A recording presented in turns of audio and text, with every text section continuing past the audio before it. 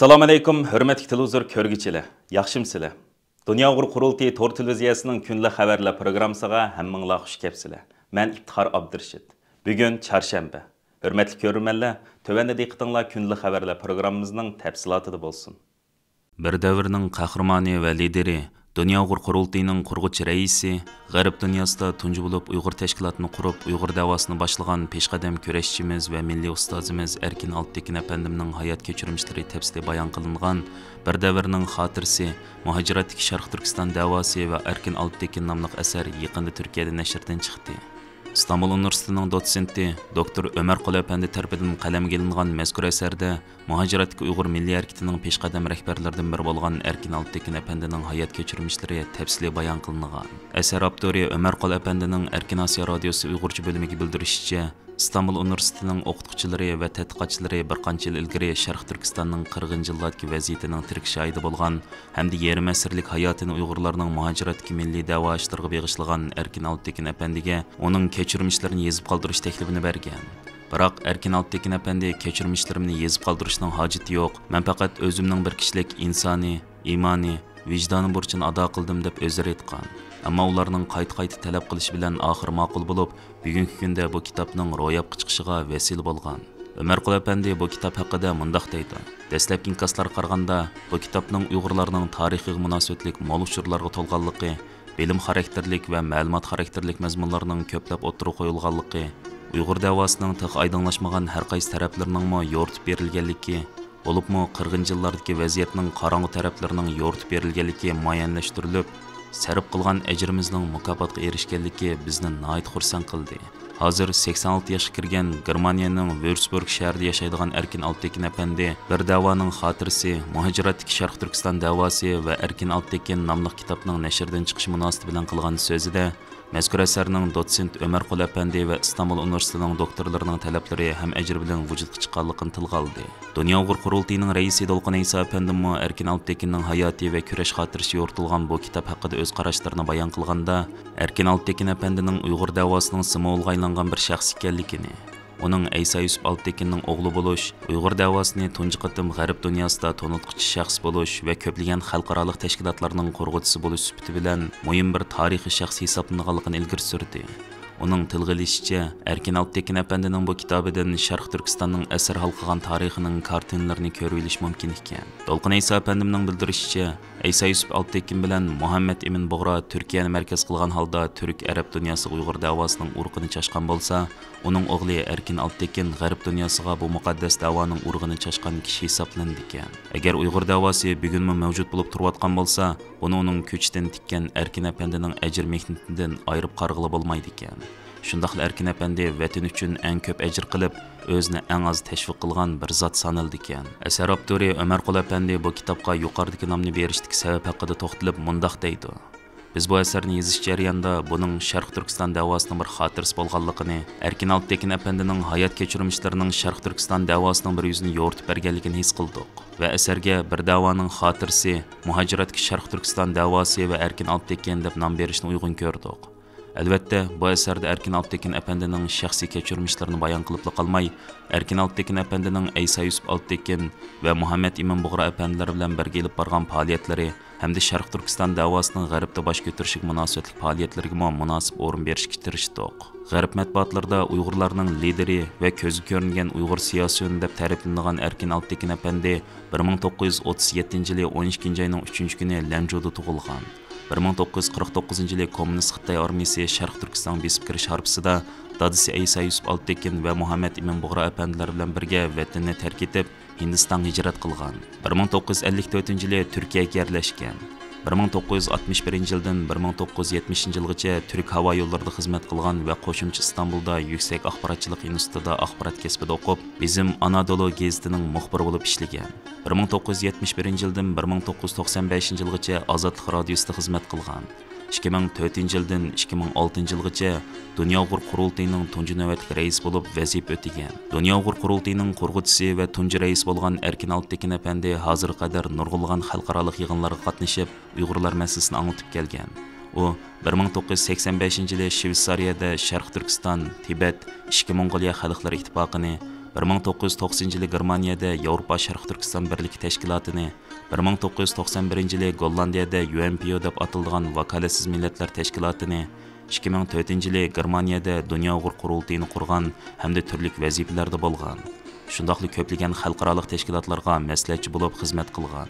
Dünya Uyghur Qurultayının muavin raisi Farxat Yo'rinqash apandim istansimiz qilgan so'zida o'zining chet eldagi 30 yillik kurash hayotida Erkin Altekin apandidek kamtar, xushxuy, kichikpeyil, salofatlik, hatto quchoqdagi bolalarga sili o'zlari deb xitob qilgan bir lider bilan tanishganligidan va uning bilan bir safda kurash qilganligidan cheksiz iftixorlanganligini Qurultay raisi Dolqin Isa apandim boshchiligidagi bir avlod yosh inqilobchilarning mayli xalqaro munosabat, lobbichilik, g'arb dunyosida da'vo ilib berishning usullari jihati bo'lsin, yoki Uyg'ur davosini xalqaralashtirishning strategik yo'llari haqida bo'lsin, intayin ko'p amaliy bilim va tajribalarga ega bo'lganligini, o'zining Erkin Altekin apandimning soyasida 1994 yildan boshlab xalqaro munbarlarga qatnashish sharafiga erishganligini, 94 yılının ahırlarında Erkin Altekin apandimning taklif bilan Gollandiyada chaqirilgan Vakaletsiz Milletler Teşkilatı, yani UNPO'nun umumiy qurultayı qatnashganligini, yana Erkin Altekin apandimning bevosita o'rinlashtirishi bilan 1996 yılı 7 ayning 25 kuni Amerika Davlat Majlisida Bingtuanning barında elib bargan qirg'inchilik haqida guvohlik berish sharafiga erishganligini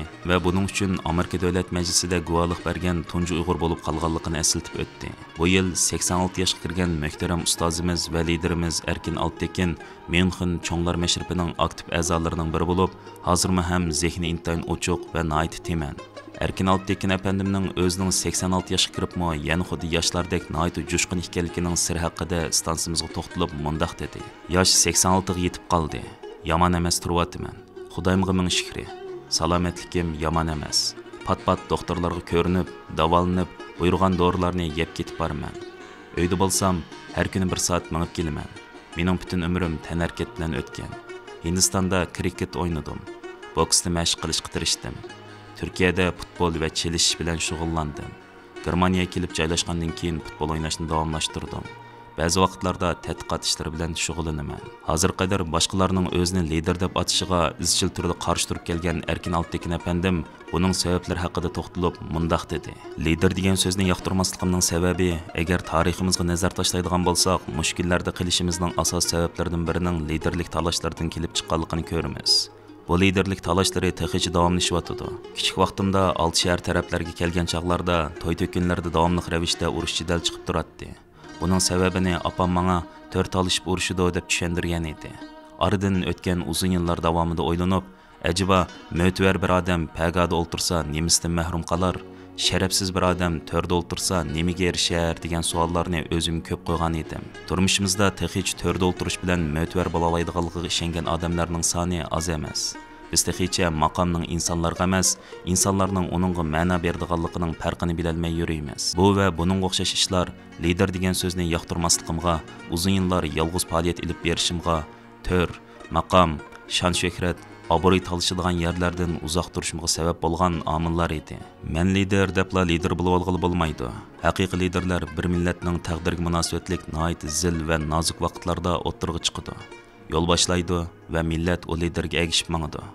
Atalmış liderlar millatni suiiste'mol qilib yo'q bo'lib ketadi. Haqiqiy liderlar birov tarafidan tayinlanmaydi. Chunki haqiqiy lider kelajakni, boshqalar bo'lsa faqatlam burnining uchini ko'rdi.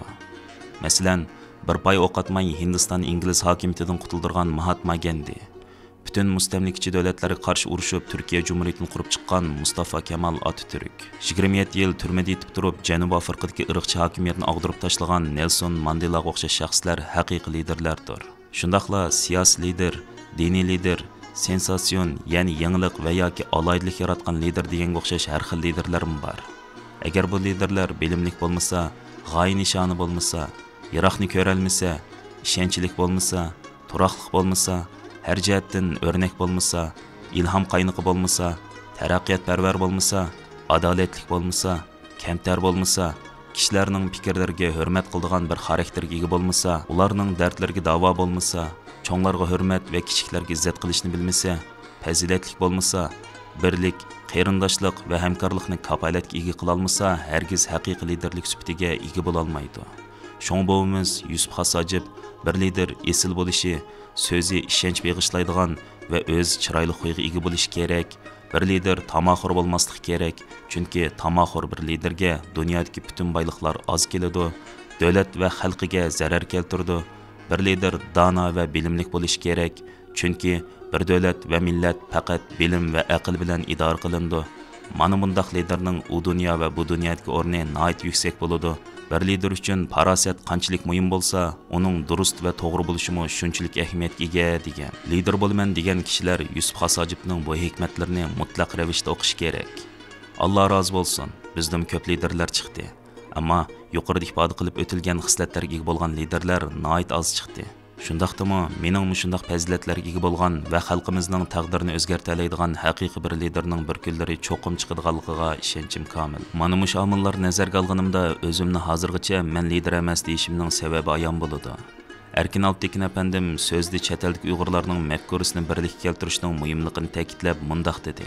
Belginingdek chet ellarda yashayotgan biz Uyg'urlarning ko'pchiligi siyosiy tuzumlari bir-biriga hech o'xshamagan, bir-biriga zid bo'lgan, bo'libmi milliy manfaatlari tamoman qarama-qarshi bo'lgan davlatlarda yashaydi. Masalan, Xitoyning diktator kommunist tuzumi ostida cho'ng bo'lgan bir Uyg'ur bilan Saudiya Arabistonga o'xshash shariat bilan idora qilinayotgan davlatda cho'ng bo'lgan Uyg'urning hamda demokratik deb atalgan G'arbda cho'ng bo'lgan bir Uyg'urning fikri, zikri va dunyoga bo'lgan ko'z qarashlari bir-biriga o'xshamaydi. Mazkur davlatlarda yashayotgan Uyg'urlarning hammasining orzusi bir bo'lsa-mu, bu orzuga yetish uchun tanlab olgan yo'li, metodi, siyosat strategiyasi, taktikalari ham kelajakda Sharq Turkistonda qabul qilingan siyosiy tuzum to'g'risidagi tushunchalarmi bir-biriga o'xshamaydi. Buning uchun chet ellardagi Uyg'urlar o'zaro bir mafkura birlik hosil qilishi, kerak bo'lganda ko'p partiyalik demokratik bir tuzumni o'zlashtira oladigan bir nizomnoma tuzib chiqishi va bu nizomnoma kelajakda ona vatanda diktator kommunist tuzumidan ko'p partiyalik demokratik parlamentlik tuzumga o'tish jarayonida qalamga ilinadigan mustaqil Sharq Turkiston Jumhuriyatining asos qonunining negizini tashkil qilish kerak edi. Buning uchun biz uzun muzokaralardan keyin Uyg'urcha qalamga ilingan Dunyo Uyg'ur qurultayining nizomnomasini inglizchaga tarjima qilib, dunyoviy nufuzga ega qonunshunoslarning fikrini olib, Germaniyada tizimga oldirgan edik. Bu nizomnoma orqali bizni qo'llab kelayotgan chet elliklarning muayyanlashtirishini, xalqimizni hozirdan boshlab demokratik parlament sistemiga ko'ndirishni va yoshlarimizga demokratik prinsiplarga, xalqaro va kishilik huquqqa rioya qiladigan bir nizomnomani omonat qilishni nazarda tutgan edik. Agar biz hozirdan bu yo'lni tutmasak, kelajakda Sharq Turkiston xalqining mustabid kommunist tuzumidan ko'p partiyalik demokratik parlamentlik sistemaga o'tish jarayonida ularga yor yo'lakda bo'la oladigan yo'llarni hozirdan boshlab yetkazmasak, Markaziy Osiyo jumhuriyatlarida bo'lgandek xalqimiz bir diktator tuzumdan qutulib, yana bir diktator tuzum ostida qoladi. Angliyadagi Sheffield Universiteti Sharq Osiyo tadqiqot universitetining lektori David Tobin va mustaqil tadqiqotchi Nerula Elima birlikda tayyorlagan muhojiratlik Uyg'urlarning davlat xalqini bostirishga uchrashi degan temadagi cho'ng hajmli doklati bu yil 4-oyda e'lon qilingandan keyin kuchli diqqat qo'zg'agan edi. Angliyaning BBC televiziyasi 31-iyul kuni bu doklат haqida xabar tarqatib, Xitoy hukumatining chet ellardagi Uyg'urlar va Uyg'ur uchun faoliyat qilayotganlarga qaratayotgan chegara xalqini bostirishning ko'lamini texnik keng jamoatchilikka yoritib bergan. BBC televiziyasi Angliyada turishliq Uyg'urlardan o'zini olim deb tanishtirgan bir kishini ziyorat qilgan. Olimning deyishicha, Xitoy soqchilari avval uni 6 yildan beri hech qanday aloqa qila olmayotgan opsi bilan video orqali ko'rishtirgan. Ondan uni Angliyada bo'layotgan faoliyatlar haqida uchrayvetish qistigan. Olimning BBCga deyishicha, har qatim Londonda Xitoyga qarshi namoyish bo'lganda, ular telefon qilib bu namoyishga kimlarning qatnashadiganligini so'ragan. Xitoy yana uningga Angliyadagi tashkilot rahbarlari bilan yaqindan tanishib do'st bo'lishini, ularni restoranlarga taklif qilib mehmon qilishini, uning ketadigan pulni o'zlarining beradiganligini degan. Soqchi taraf hatto olimning tuyuqsiz puldor bo'lib qilishi gumon qo'zg'amsin deb, uning bir soxta shirkat qurib beradiganligini, dal mush maqsad bilan qurilgan boshqa nurg'un shirkatlar borligini aytgan. Agar soqchilarning deganlariga ko'nmasa, oilasining xavf uchirishi mumkinligini aytib, uning tehdid solgan. Xitoyning chegara halqan besimining ko'lami yoritib berilgan bu dokladda Angliya, Turkiya va Tayland qatorliq davlatlarda yashayotgan 200 dan oshiq kishi ziyorat qilingan bo'lib, bu kishilarning hammasi Xitoyning chegara halqan bostirishining ziyonkashligiga ya undaq, ya bundaq shaklda uchragan kishilar ekan. Mazkur dokladning tayyorlovchisi David Tobinning deyishicha, chet ellardagi Uyg'urlarning hammasi chegara halqan besimining ziyonkashligiga uchragan bo'lib, bu ularni Xitoyda bostirish nishoni qilingan boshqa toifadagilardan farqlantirib turadigan omil ekan. U mundaq deydi: "Bu jəhətdəki tədqiqatım jarayonida his qılğanım, Şi Jinpingdən ilgari Xitay hökuməti faqat öktüçi həm fəaliyyətçi Uyğurlarni nişan qılğan. Biroq hazır Uyğurlarning hammasi təqib qilinyotidu. Bu cəhətdən alğanda Uyğurlarning vəziyyəti Hong Kongluk və şulardək başqa qruplardan fərqlənidi. Chet ellərdəki Uyğurlarning bütkül bir xalq sübutida təqiblanishi Xitayning chegara halqan besimidagi bir yangilik." Doktor David Tobinning aytishicha, Xitay hökumatining chet ellərdəki Uyğurlarga besim qilish usuli yalğız təhdid silish, yurtidagi yaqinlarini görüge bilish bilan cheklanmagan. Ular aksicha bu kishilarni oilasidagilar bilan ko'rishtirish, ularni moddiy jihatdan qiziqtirish taktiklarini qo'llanib, agar sen gap anglasang, biz san yaxshilik qilmaymiz degan. Tədqiqat jarayonida ular Xitayning har qatlamida, har sohasida keng yamargan sheriklikning chet ellardagi Uyg'urlarni ta'qiblashdimi keng qo'llanganligini bayqagan. Ular yana Xitayning chegara halqan besimining Uyg'urlar ko'p joylashgan Turkiyadagi davlatda tixim ig'irligini bayqagan bo'lib, u yerdagi har bir kishini bu besimning ziyonkashligiga uchratadi deyishga bo'ldi ekan. Darvaqa bu yilning beshida Turkiyaning Istanbul shahrida Husaynjon Mutallib ismli bir Uyg'urning o'z bilan aloqa qilgan xotanniki Xitoy soqchisining besimiga bosh egib, Istanbuldagi satrash do'konining xo'jayini va uning xaridorlarini rasmga tartganlik oshkorlangan edi.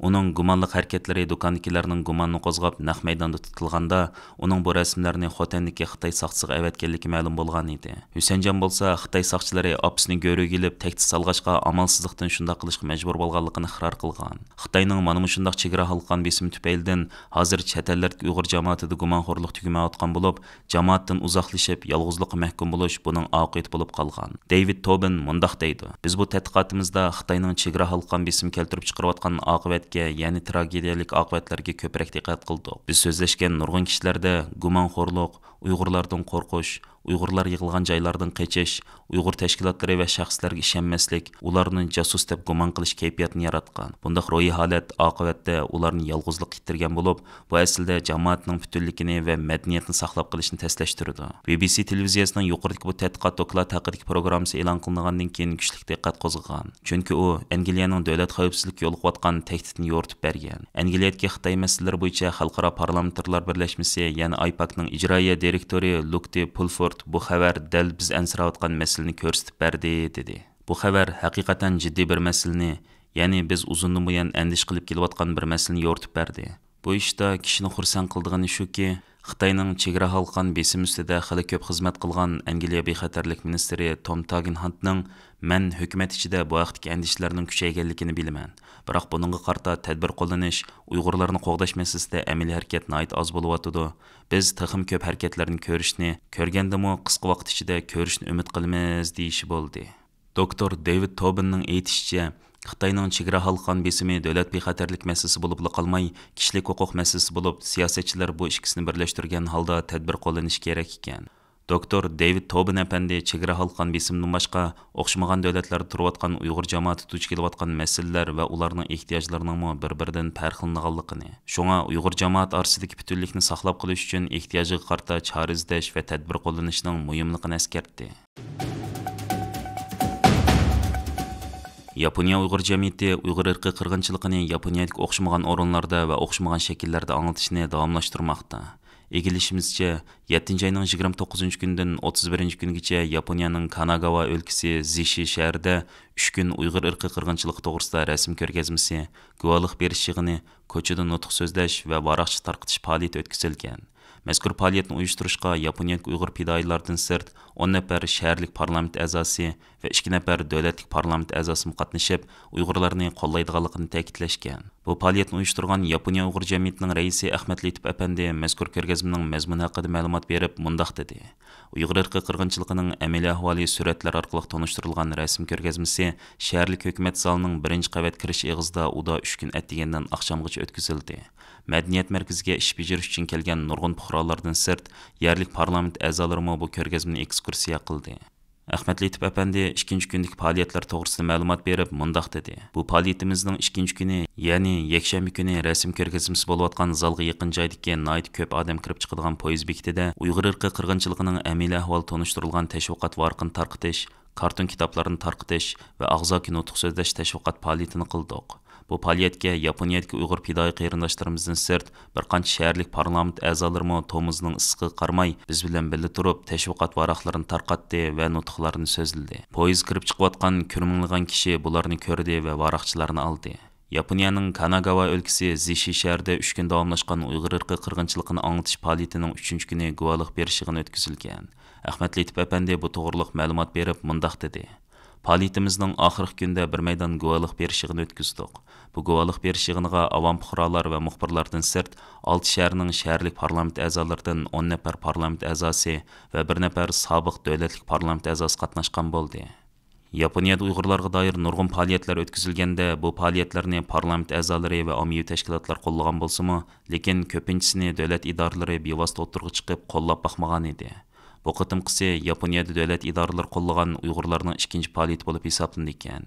Yaponiya Uyg'ur jamiyatining muavin raisi, Dunyo Uyg'ur qurultiyining Yaponiyadagi vakili Saud Mehmet Efendi bu haqda fikr bayon qilib, Uyg'ur davosining Yaponiya hukumat idoralarining qo'llashiga erishishining muhim ahamiyatga ega ekanligini ta'kidladi. Ahmet Letip əpəndi 3 günlük fəaliyyət axırlaşqandan keyin Yaponiya Uyğur cəmiyyətinin rəhbərləri və uzun illərdən bu yan onlarını qollab keliyotqan 10 nəfər şəhərlik parlament əzasının bir yerə cəm olub, Uyğur irqi qırğınçılığını to'xtatish to'g'riliq bundan keyin elib barmoqchi bo'lgan faoliyatlarning planini tuzganligini ilgari surdi. 2022 yılı 2 ayının 1 günü Yaponiya parlamenti Avam palatasida Uyğur мәселесі to'g'risidagi tunji qatimli qaror mutlaq ko'p sonliq parlament a'zolarining qo'llashi bilan rasmiy ma'qullikdan o'tgan edi. Mazkur qaror shu yili 5 dekabr kuni Yaponiya Kengash palatasining ma'qullikdan o'tdi. Mazkur qarorning nomi Uyg'ur qatorli xalqlarning ig'ir kishilik huquq vaziyati to'g'risidagi qaror deb atalgan. Yaponiya parlamentining Avam va Kengash palatalarida Uyg'ur nomi bilan atalgan bir qarorning ma'qullikdan o'tishi Yaponiyadagi Uyg'ur milliy harakatining taraqqiyot tarixida muhim ahamiyatga ega bir voqea hisoblandi ekan.